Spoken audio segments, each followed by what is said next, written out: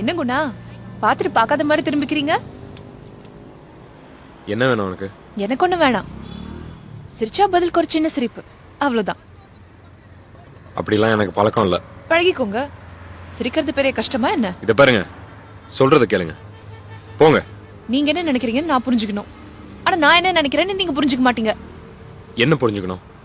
ஏன் இன்னும் புரியலையா?